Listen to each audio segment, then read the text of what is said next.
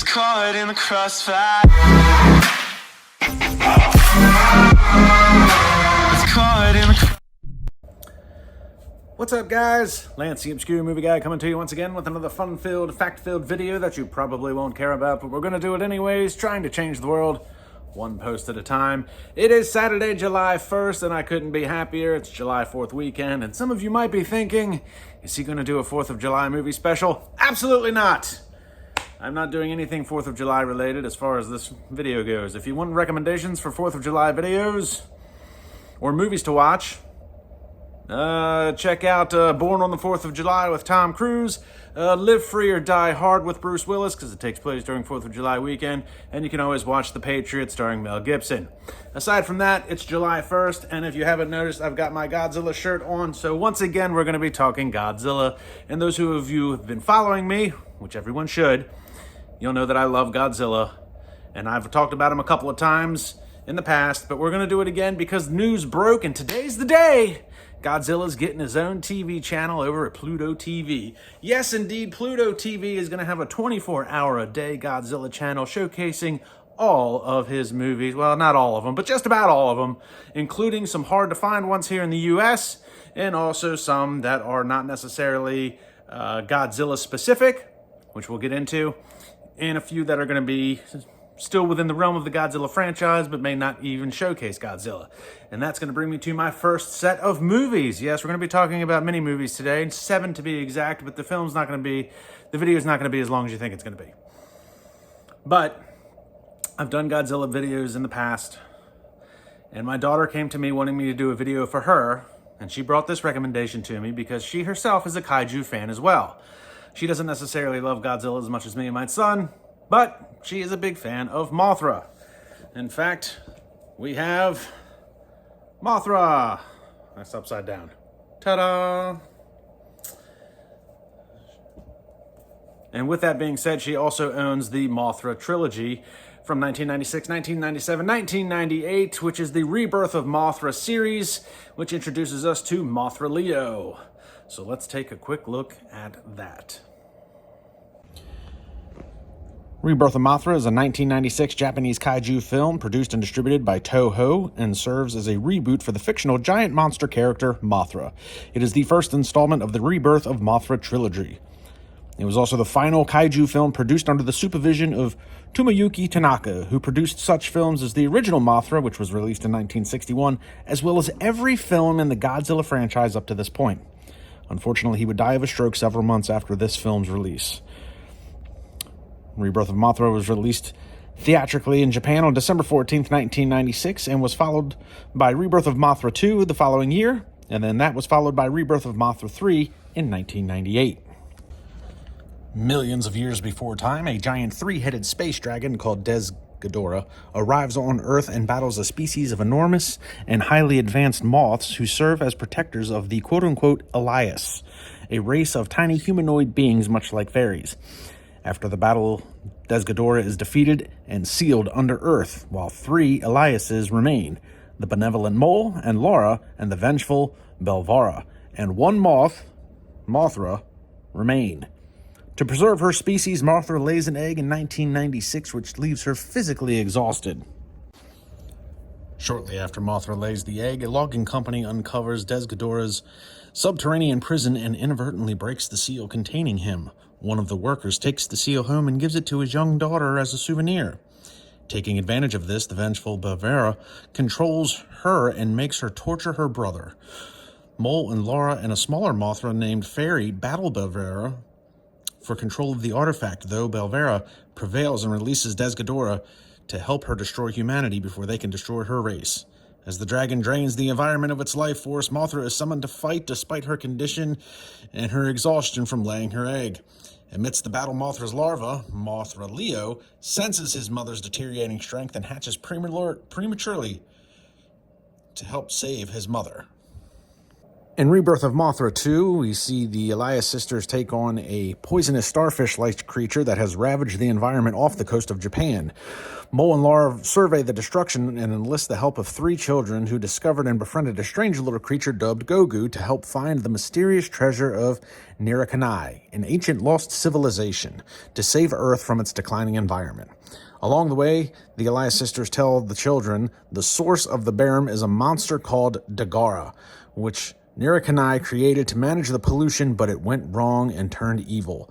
Their ally, Mothra Leo, can defeat it, but will need to reach Nirakanai's lost castle to find the civilization's treasure first. Meanwhile, the Elias's vengeful sister, Belvera, manipulates 2 fishermen to help her get to the treasure first.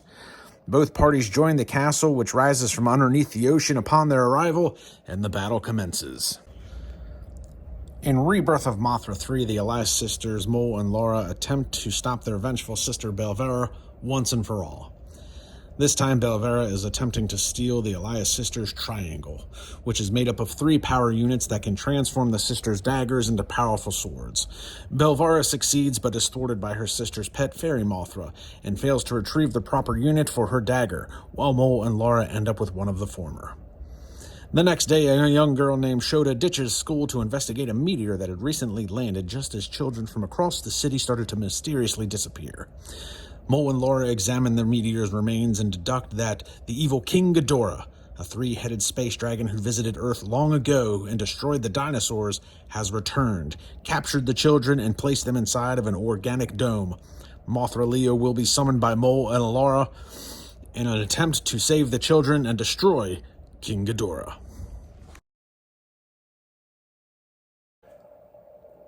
Now, it is always exciting for me to have my kids involved in some of the same things that I enjoy. So my son loves Godzilla, daughter-in-law's Mothra, she owns the trilogy. We watch it occasionally, just like we do with the Godzilla stuff, and it's going to be available on Pluto TV 24 hours a day. Not specifically just those 3 movies, but many, many more.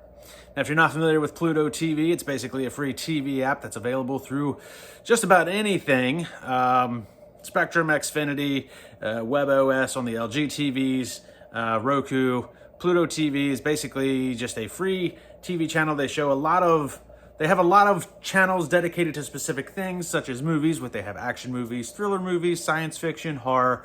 They also have a lot of channels that are dedicated specifically to just TV shows. I think they have a 24-hour-a-day. They have the 24-hour-a-day Baywatch channel. They have the Godzilla channel now. I do believe that they have the Love Boat channel and many, many more. Carol Burnett, not to mention there's a game show channel. There's a Fail Army channel. There's even gaming channels to watch people stream Minecraft, Roblox, and other things such as that. It is absolutely free, and it's not a complete waste of time. There's always a good thing to watch on there. There's over 40 channels that you can select from. You'll definitely find something you're going to want to watch. Moving on, though, we're going to talk about Godzilla now. Since it is a Godzilla TV channel that's going to run 24 hours a day, we're going to talk about 3 Godzilla movies that are actually a little bit hard to find here in the U.S., and one of them that's a little bit quirky. And we're going to start with that one, Godzilla 1985. Godzilla 1985 is a 1985 kaiju film directed by R.J. Kaiser and Koji Hashimoto. The film is a heavily re-edited and recut American localization of the Japanese film The Return of Godzilla, which was produced and distributed by Toho Pictures the year before in 1984. In addition to being recut, retitled, and dubbed in English, Godzilla 1985 features additional footage produced by New World Pictures with Raymond Burr, reprising his role as American journalist Steve Martin from the 1956 film Godzilla, King of the Monsters, which itself was heavily re-edited as an American adaptation of the original Godzilla film from 1954, simply titled Godzilla.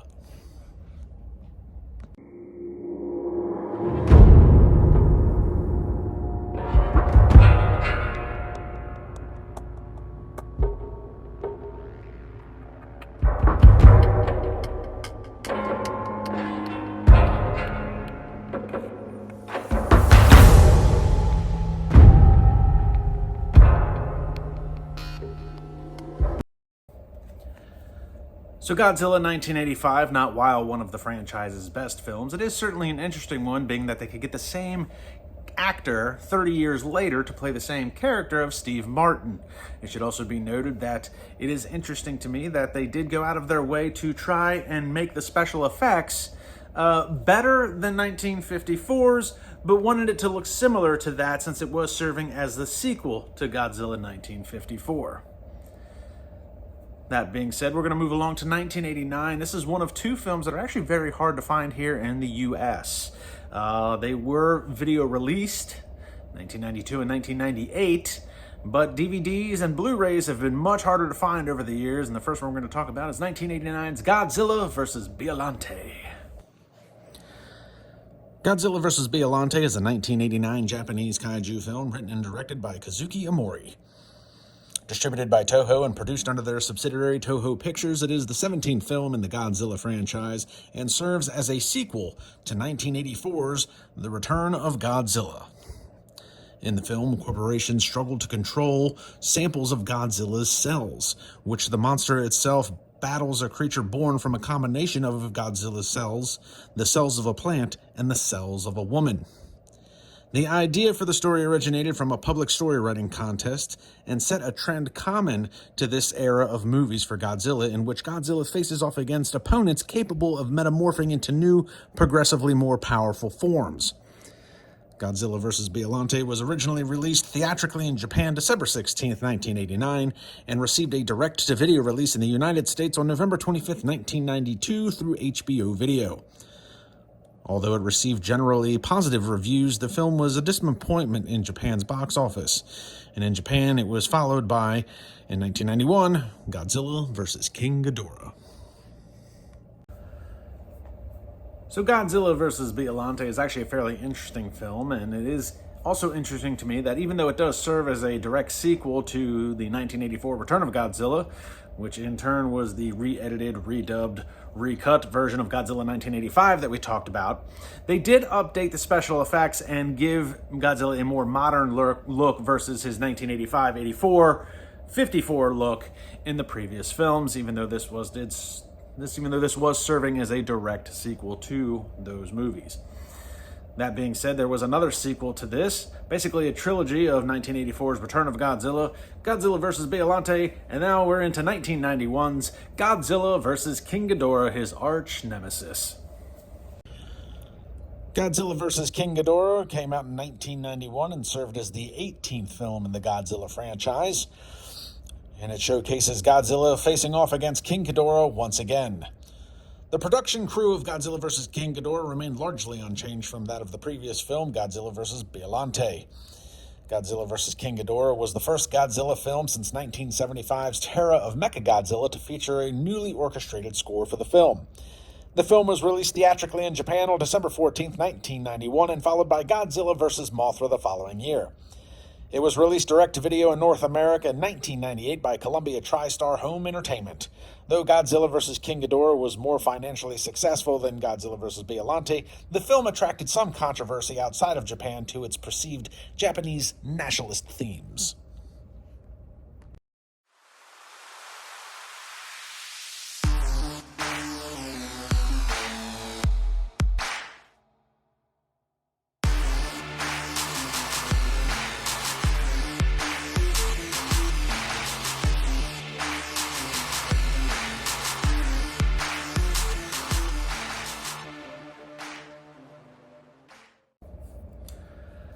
So there you have it, folks. Godzilla vs. King Ghidorah, the yin to his yang, the punch to his counterpunch, the point to his counterpoint. Godzilla wouldn't be anything without King Ghidorah. Well, he'd probably still be something, but realistically, his two biggest foes have always been Mechagodzilla and King Ghidorah, and most recently King Kong. That being said, King Ghidorah 1991, interesting movie simply because it was done so quickly after the 1989's Biollante movie.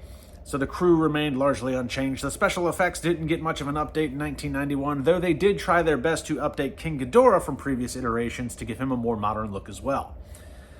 So there you have it, 3 Mothra movies, 3 Godzilla movies, all that can be seen on the 24-hour-a-day Pluto TV Godzilla channel. How do you feel about that?